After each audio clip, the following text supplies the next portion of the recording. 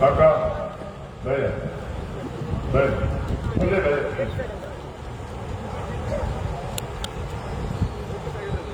योगराज सिंह सपुत्र शहीद बाबा दीप सिंह जी की फतेह सारे कबूल करियो। वाहिगुरु जी का खालसा वाहिगुरु जी की फतेह। सब तो पहला मैं जथेबंदियां नूं बहुत बहुत बधाई देना। महाराज थोड़ी उम्र लंबी करे, तुहानूं खुशियां देवे, चढ़दियां कलां च रखे।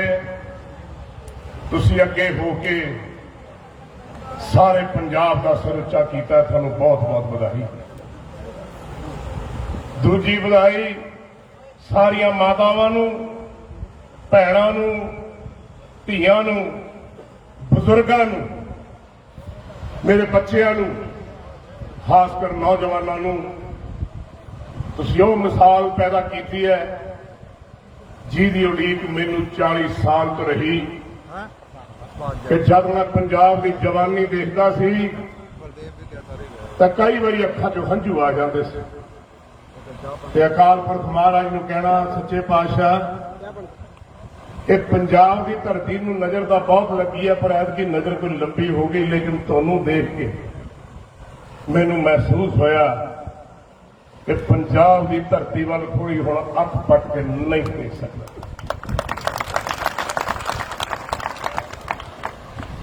अंदोलन चलाने, अंदोलन करने, हकों की लड़ाई है। 1909 के अंदोलन होया। भगत सिंह जी उदों पैदा नहीं सी होए। उन्होंने चाचा अजीत सिंह जी, उन्होंने पिता श्री कृष्ण सिंह जी, उन्होंने अंदोलन चलाया। यही बिल आए सी और एक बिल उन्होंने होर अंग्रेजों ने भेजा सी कि फसलों पर टैक्स लगेगा। अंदोलन बहुत लंबा चलिया, 9 महीने अंदोलन चलता रहा। ट्रेलों से लोग पै गए, जिदा शंभू बॉर्डर से बैठे सी, गोरियां ने ट्रेलां चला दी, अंग्रेजों ने, बहुत लोग शहीद होए। उस वे 45,000 तो 50,000 बंदा शहीद होया। अज ये अंदोलन दिल्ली तक गया, इसका एक बहुत बड़ा कारण है। उसकी बधाई सारे पंजाब के लोगों को, हरियाणा के लोगों को, सारे देश के लोगों को। पर मैनूं याद है, क्योंकि मैं कोई बुलारा नहीं, मैनूं गुरु घर तो हुक्म होया, जो मेरे मन च वो गुरु बोलता है, ते जो मैं बोल रहा वो बाबा जी आप बोल रहे हैं। मैनूं कख नहीं आता। मेरा इन्ना ही हुक्म सी गुरु घर तो मैनूं लग्या भी जा के पंजाब के लोगों को जगा, कौम बड़ी सुत्ती पई। बड़ियां रैलियां मैं कीतियां। पहली रैली मोगे की सी, नौजवान बंदे 10 होने, उत्थे बजुर्ग बैठे सी, चिट्टियां दाढ़ियां वाले मेरे अगे। तो बंदे सोचते सी पता नहीं बाबा की बोली जाता है। पहला 2-3 रैलियां करके वापस चला गया टाला साहब। और मैं बाबा जी मैनूं कित्थे फसा दिया तुसीं, ये मेरा काम है, मेरी इत्थे गल कोई नहीं सुनता। बाबा जी कहते बुलंद आवाज च बोल, जो बोलना बोल, प्रवान होगा गुरु का हुक्म है। बाबा दर्शन सिंह जी कहते कणकवाल रैली हुई, 70,000 बंदा सी, 50,000 नौजवान सी। मेरी बड़ी खुशी हुई। वाह, मैं पहली बार उधर मेरी स्टेज के अखा जो हंझू आए सी खुशी दे कि परमात्मा तेरा शुक्र है कि तू आप विच वर्त के जवानी पंजाब की कायम की। मैं कोई लीडर नहीं, कोई सियासी बंदा नहीं, लेकिन पंजाब की धरती नाल मैनूं लोग पुछदे तेनूं इन्ना मोह क्यों है। और इस करके कि जब मैं अपनी भरपूर जवानी दे विच शूटिंगां कीतियां ते मेरियां मातावां, मेरियां भैणां, मेरे बुजुर्ग, मेरे बच्चे मैनूं अपने घर रख के रोटी खवाते हुंदे सी। ते जे शूटिंग दे विच 2-2 4-4 किले मिध देने जिमीदार ने, तो मैं कई बार कहना बाबा जी किन्ने पैसे ਤੇ ਮੈਨੂੰ ਕਹਿੰਦੇ ਤੈਨੂੰ ਸ਼ਰਮ ਆਉਣੀ ਚਾਹੀਦੀ ਹੈ, ਤੂੰ ਸਾਡਾ ਪੁੱਤਰ ਹੈ, ਤੂੰ ਭਾਵਾਂ ਸਾਰੀ ਫਸਲ ਮਿੱਧ ਦੇ ਤੇਰੀ ਹੈ। ਮੈਂ ਹਰ ਪੰਜਾਬ ਦੇ ਇੱਕ ਘਰ ਦਾ ਕਰਜ਼ਦਾਰ ਹਾਂ। ਮੈਂ ਨਮਕ ਖਾਧਾ, ਮਾਵਾਂ ਨੇ ਮੈਨੂੰ ਪਿਆਰ ਦਿੱਤਾ, ਧੀਆਂ ਨੇ ਮੇਰੇ ਗੁੱਟ ਤੇ ਰੱਖੜੀਆਂ ਬੰਨੀਆਂ, ਭੈਣਾਂ ਮੇਰੇ ਬਜ਼ੁਰਗ। ਉਹ ਦਰਦ ਮੇਰੇ ਸੀਨੇ 'ਚ ਜਾਗਦਾ ਸੀ, ਲੇਕਿਨ ਮੈਨੂੰ ਇਹ ਨਹੀਂ ਸੀ ਪਤਾ ਕਿ ਮੈਨੂੰ ਲਿਆ ਕੇ ਗੁਰੂ ਮਹਾਰਾਜ ਨੇ ਇੱਥੇ ਖੜਾ ਕਰ ਦੇਣਾ ਜਿੱਥੇ ਮੇਰੇ ਵੀ ਚਾਰ ਸ਼ਬਦ ਗੁਰੂ ਦੀ ਕਿਰਪਾ ਨਾਲ ਸੁਣੇ ਜਾਣਗੇ। ਮੈਂ 3-4 ਸਵਾਲ ਕਰਨੇ, ਜਵਾਬ ਆਪੇ ਹੀ ਲੈ ਲਿਓ, ਜਵਾਬ ਧਰ ਕੇ ਚਲੇ ਜਾਣੇ ਆ। ਪਹਿਲਾ ਸਵਾਲ ਮੇਰਾ ਇਹ ਹੈ ਕਿ ਕਦੇ ਆਪਾਂ ਨੌਜਵਾਨਾਂ ਨੂੰ ਦੱਸਿਆ ਕਿ ਪੰਜਾਬ ਕਿੰਨਾ ਵੱਡਾ ਸੀ। ਤਿੱਬਤ ਤੋਂ ਲੈ ਕੇ ਕਸ਼ਮੀਰ ਤੋਂ ਲੈ ਕੇ ਕੰਧਾਰ ਤੋਂ ਲੈ ਕੇ ਲਾਹੌਰ ਰੋਪੜ ਤੱਕ ਇਹ ਛੋਟਾ ਕਿਉਂ ਹੈ? और पंजाब क्यों गया, किथे गया ਜਿਹੜਾ हिंदुस्तान तो भी ਵੱਡਾ ਸੀ? मैं पूछना चाहना पंजाब किथे है तुहानू सारिਆਂ ਨੂੰ? ਇਹਦਾ जवाब इस करके नहीं आप दे सकते क्योंकि आप अपनी हिस्टरी तो ना वाकिफ हैं, अपने इतिहास तो ना वाकिफ। हर बुलारे का अपना अपना अंदाज होता है। मेरे तो कोई गलती हो जाए तो माफ करना, गुरु जवाबदार है। लेकिन मैं पूछना चाहना इस तरह क्यों होया? इस करके क्योंकि हर मां चाहती सी कि भगत सिंह गुआंढियों के पैदा हो, मेरे ना पैदा हो। मैं पंजाब से हाल देखी, असी अपने गुरुओं को भुले, अपने योद्धियों को भुले, आपां किते ईष्ट निरंकार महाराज को भुले। इस करके साडी हिक दे विच परछा गड्ढिया है। मेरा दूजा सवाल, जिमीदारा को 200 किले पैली, 300 किले पैली यूपी जाके बात किया। मेरे पिताजी 1937 उत्थे गए सी, 4000 किले पैली लई, सारे पंजाबियों ने जाके उत्थे बसाया। मैं पूछना चाहना जब 18 किले की सीलिंग लगी सी उदों की है, उदों आवाज क्यों नहीं उठी? उस वे क्यों नहीं दिखा कि आने वाला समा बड़ा भयानक है? इस सवाल ने अपने होंद लैके घर जाके जरूर अपने आप नाल सलाह करे, तो आप आवाज दो। मैं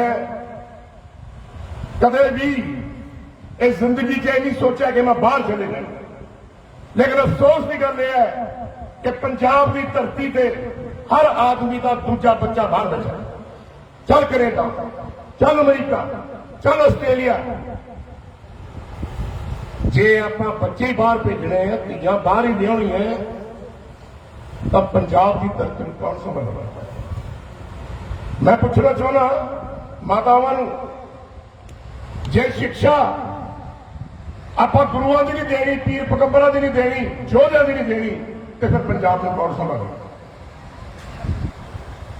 मैं इतिहास की गल, एक छोटी जी गल किरदार की की सी, और मैनू बड़ी खुशी हुई कि नौजवानों ने अज तक याद रखी है हरी सिंह नलूए की गल।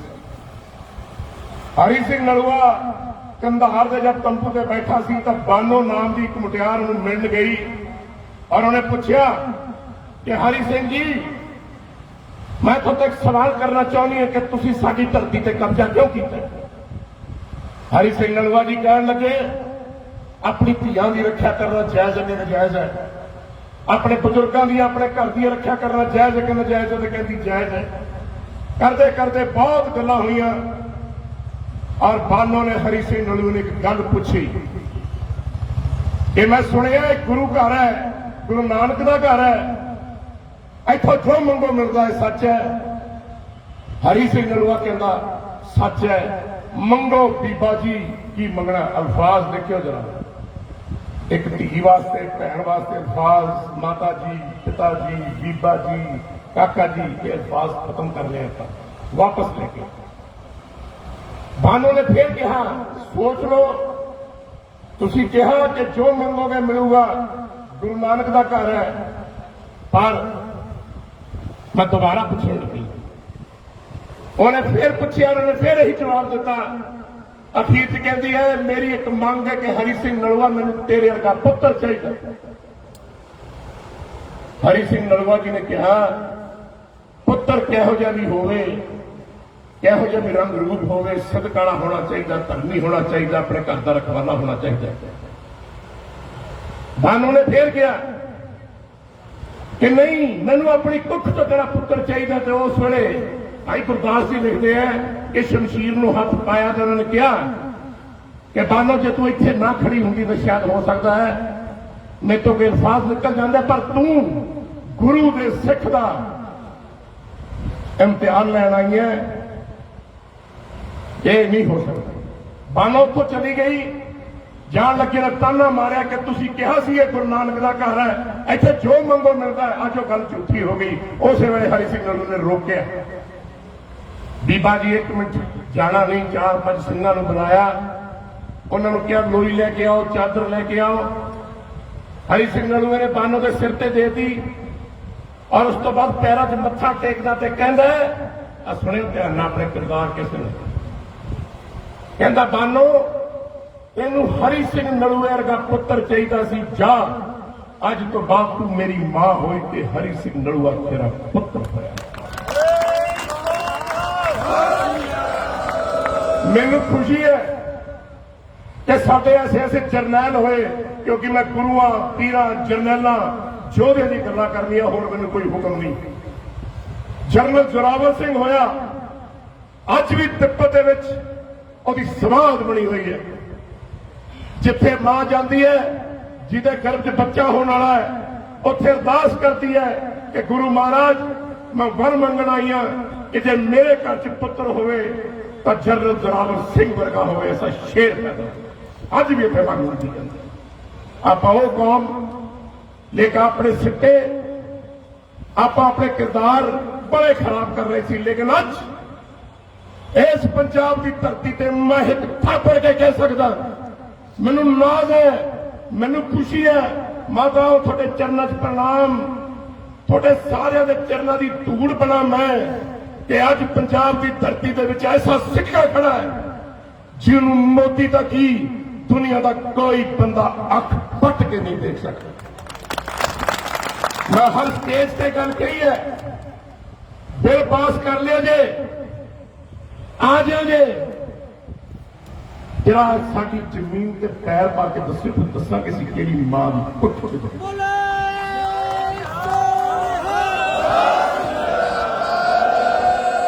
ਇਹ ਮੇਰੀ ਵਿਚਾਰਧਾਰਾ ਹੈ। ਲੇਕਿਨ ਗੁਰੂ ਸਾਹਿਬ ਨੇ ਕੀ ਕਿਹਾ, ਕਿਉਂਕਿ ਮੈਂ ਗੁਰੂ ਦਾ ਪੁੱਤਰ ਹਾਂ, ਗੁਰੂ ਦੀ ਗੱਲ ਕਰਦਾ। ਉਦੋਂ ਤੱਕ ਗੱਲ ਚੱਲ ਸਕਦੀ ਹੈ, ਸ਼ਾਂਤੀ ਸਤਿਪੂਰਨ, ਸਿਰ ਲਾ ਦਿਓ। ਅਸੀਂ ਉਹ ਵਕਤ ਵੀ ਦੇਖਿਆ ਜਦ ਮਾਵਾਂ ਨੇ ਆਪਣੇ ਛੋਟੇ ਛੋਟੇ ਬੱਚਿਆਂ ਨੂੰ ਕਟਵਾ ਕੇ ਹਾਰ ਬਣਾ ਕੇ ਆਪਣੇ ਗਲਾਂ 'ਚ ਪਾਇਆ। ਆਪਾਂ ਉਹ ਵਕਤ ਵੀ ਦੇਖਿਆ ਤੇ ਸੁਣਿਆ ਜਦ ਸ਼ਹੀਦਾਂ ਨੇ ਆਪਣੇ ਗਲਾਂ ਦੇ ਹਾਰ ਪਵਾ ਕੇ ਆਪਣੇ ਗਲ ਕਟਾ ਕੇ ਬੇਗਾ ਵਿੱਚ ਉੱਪੜ ਗਏ। ਸਾਡੇ ਗੁਰੂ ਤੱਕੀ ਤਵੀ ਤੇ ਬੈਠ ਕੇ ਅਸੀਂ ਉਹ ਵਕਤ ਵੀ ਦੇਖਿਆ, ਉਹ ਵੀ ਸ਼ਾਂਤੀ ਸੰਪੂਰਨ ਲਿਆ। ਲੇਕਿਨ ਜਦ ਗੁਰੂ ਤੇਗ ਬਹਾਦਰ ਜੀ ਦਾ ਸਿਰ ਸੀਸ ਲੱਥਾ ਹੈ ਕਿ ਉਹ 9 ਸਾਲ ਦੇ ਪੁੱਤਰ ਦੀ ਗੋਦ 'ਚ ਪਿਆ ਸੀ, ਉਦੋਂ ਸ਼ਾਂਤੀ ਵਾਲੀ ਗੱਲ ਨਹੀਂ ਹੋਈ ਤੇ ਗੁਰੂ ਸਾਹਿਬ ਨੇ ਕਿਹਾ ਹੁਣ ਸ਼ਮਸ਼ੀਰ ਨਾਲ ਗੱਲ ਹੋਊਗੀ, ਕਿਉਂਕਿ ਹੱਦ ਕੱਲ ਤੋਂ ਬਾਹਰ ਟੱਪ ਗਈ। ਮੈਂ ਦਿੱਲੀ ਦਰਬਾਰ ਨੂੰ ਕਹਿ ਦੇਣਾ ਚਾਹੁੰਦਾ, ਮੈਂ ਹੱਥ ਜੋੜ ਕੇ ਬੇਨਤੀ ਕਰਦਾ, ਤਖਤ ਤਾਜ ਦੇ ਮਾਲਕ ਮੋਦੀ ਸਾਹਿਬ, ਕਿਉਂਕਿ ਉਹ ਪ੍ਰਧਾਨ ਮੰਤਰੀ ਹੈ, ਉਹਨੂੰ ਇੱਜ਼ਤ ਦੇਣਾ ਸਾਡਾ ਫਰਜ਼ ਬਣਦਾ। ਮੈਂ ਸਰਕਾਰ ਨੂੰ ਕਹਿਣਾ ਚਾਹੁੰਦਾ, ਤੁਸੀਂ ਗਲਤ ਕਲਾਮ ਵਿੱਚ ਹੱਥ ਪਾ ਲਿਆ। ਤੁਹਾਨੂੰ ਪੰਜਾਬ ਦੀ ਹਿਸਟਰੀ ਨਹੀਂ ਪੜ੍ਹੀ, ਤੁਹਾਨੂੰ ਪੰਜਾਬ ਬਾਰੇ ਕੁਝ ਨਹੀਂ ਪਤਾ। ਅਜੇ ਵੀ ਮੌਕਾ ਮਾਫੀ ਮੰਗ ਕੇ ਸਾਡੇ ਜਿਹੜੇ ਆਗੂ ਨੇ, ਜਥੇਦਾਰ ਸਾਡੇ, ਮੈਂ ਇਹਨਾਂ ਦਾ ਚਰਨਾਂ ਸਲਾਮ ਕਰਦਾ, ਇਹਨਾਂ ਨੂੰ ਚੁੱਪ ਕਰਕੇ ਬਿੱਲ ਫੜਾ ਦਿਓ, ਪਾੜ ਕੇ ਸਿੱਟ ਦਿਓ ਕਿ ਜੇ ਤੁਹਾਨੂੰ ਮਨਜ਼ੂਰ ਨਹੀਂ ਅਸੀਂ ਬਿੱਲ ਤੁਹਾਨੂੰ ਵਾਪਸ ਦਿੱਤੇ, ਨਹੀਂ ਤਾਂ ਯਾਦ ਰੱਖਿਓ ਜੇ ਤੁਹਾਡੀਆਂ ਕਬਰਾਂ ਤੇ ਕਿਸੇ ਨੇ ਥੱਕਣ ਨਹੀਂ। ਔਰੰਗਾਬਾਦ ਦੇ ਵਿੱਚ ਔਰੰਗਜ਼ੇਬ ਦੀ ਕਬਰ ਬਣੀ ਹੋਈ ਹੈ, ਮੈਂ ਵੀ ਉੱਥੇ ਗਿਆ। ਮੈਂ ਜਦ ਸ਼ਾਮ ਨੂੰ ਉੱਥੇ ਵਾਪਸ ਆਉਣ ਲੱਗਿਆ ਤਾਂ 3-4 ਮੰਗਤੇ ਕਹਿੰਦੇ ਬਾਬਾ 2 ਰੁਪਏ ਦੇਣਾ, 1 ਰੁਪਇਆ ਦੇਣਾ। ਮੈਂ ਕੀ ਕਰਨੇ ਹੈ? कहते तेल चाहिए बाजारों खरीद के लियावांगे दीवे बालन औरंगजेब की तरफ। मैं उस वेले सोचा मैं देख औरंगजेब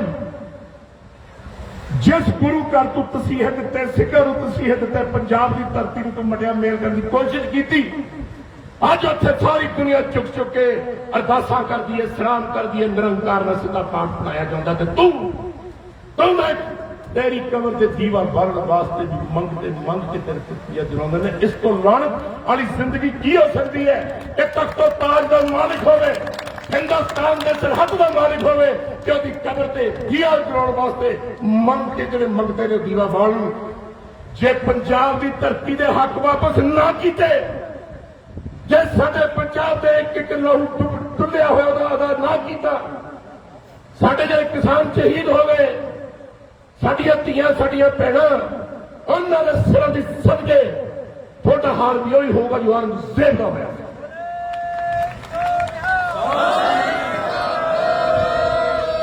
मेरा काम इस देश की धरती के लोगों को जगाना, जोश पैदा करना, होश जथेबंदियां करना।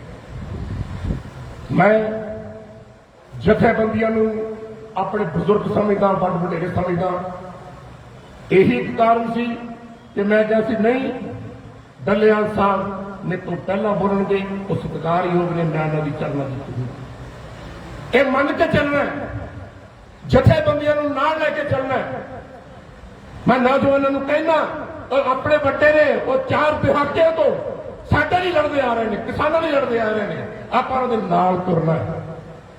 क्योंकि जब जवान पुत्र मोटे ते आ जाए ना तो फिर बापू का सीना चौड़ा हो जाता है और कहता हुण मेरा पुत्र जवान हो गया, आओ किथे। जथेबंदियां नूं अपने जवानों की पुत्रां की लोड़ आ, पंजाब के पुत्रां। मैनूं कई बार लोग कह दिंदे हैं कहते बड़ा चौड़ा छाती होकर तुरता है, की गल है? मैं कहा पहला मैं थोड़ा कुब्बा सी, मेरी जवान पुत्र छोटे छोटे से। अज मेरे पंजाब के पुत्र मैं तो भी लठरगे हो गए हैं, ते वो प्यो क्यों ना तौर न तुरे जिदी जवानी बबर शेरा दे। तो मैं बोलने तो बहुत गल्लां हो सकती, बहुत कुछ कह सकता, बहुत कुछ कर सकता, लेकिन मैं निमाणा जा छोटा जा डल्लेवाल साहब, मैं थोड़े पैरों की धूड़, एक नौकर हाँ, एक बुलारा, गुरु घर का कूकर, कुत्ता फटा मेरे पाया गल च। मैं होका दिंदा फिरदा, जागते रहो, ठग ते चोर तुरे फिरदे। देखियो किते थोड़ी जगीर लै ना जान, थोड़ियां किते इज्जत ना लै जान, थोड़ियां पुट्टां ना लै जान। जागते रहो, याद रखियो बुलंद आवाज च कह के चलिया चढ़दिया कला च रहना है। अंदोलन भावें 2 साल चले, 3 साल चले, 10 साल चले, एक एक जी पंजाब तक कुर्बान हो जाऊगा, लेकिन अंदोलन उदों ही वापस होगा जितन सरकार गोटे टेक के यह कहूगी कि लो जी थोड़े बिल असीं वापस करते। उस तो पहले कोई गल नहीं होनी। मैं जथेबंदियों को यकीन दिवाना, थोड़े नाल खड़ांगे, थोड़े नाल मरांगे, जो थोड़ा हुक्म होगा वो मनांगे, क्योंकि मैं संपूर्ण तौर पर यकीन है कि दुनिया देख सकती है पर साडे पंजाब के आगू, हिंदुस्तान के आगू नहीं देख सकते।